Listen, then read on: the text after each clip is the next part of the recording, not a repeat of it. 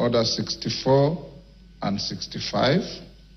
This House resolves to remove from office by impeachment His Excellency Honorable Gachagua, EGH, the Deputy President of the Republic of Kenya, on the following grounds. 1. Gross violation of Articles 10(2)(a), B, and C, 27(4), 73(1)(a), 2 and B, 75(1)(c), 129(2) of the Constitution and Articles 147(1) as read together with Article 131(2)(c) and D of the Constitution. 2. Gross violation of Articles 174(1) and 152(1) of the Constitution by undermining the President and the Cabinet and the effective discharge of the national government's executive mandate. 3.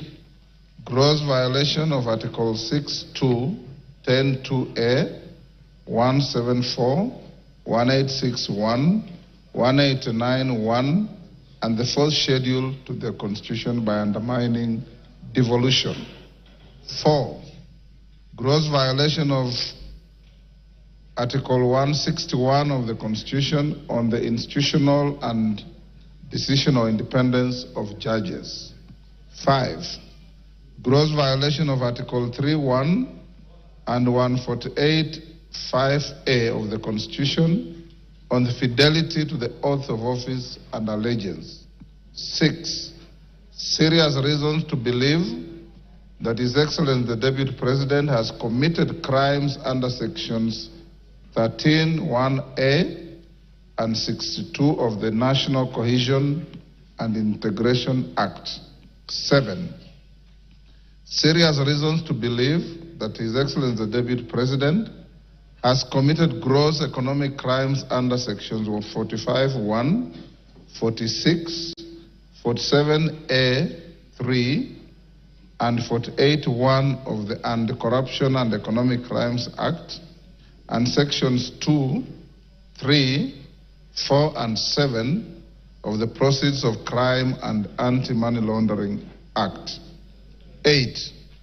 Serious reasons to believe that His Excellency the Deputy President has committed crimes by continuously misleading members of the public through false, malicious, divisive, and insightful remarks that are contrary to the provisions of Section 132 of the Penal Code and Section 29 of the Leadership and Integrity Act.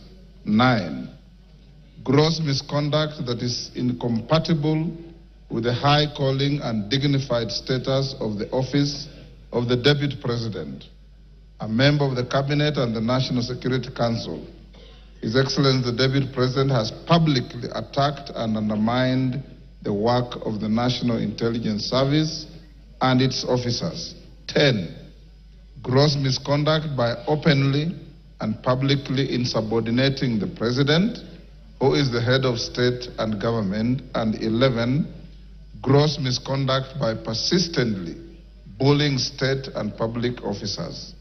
Honorable members, the motion is supported and the list is attached by 291 members of this House.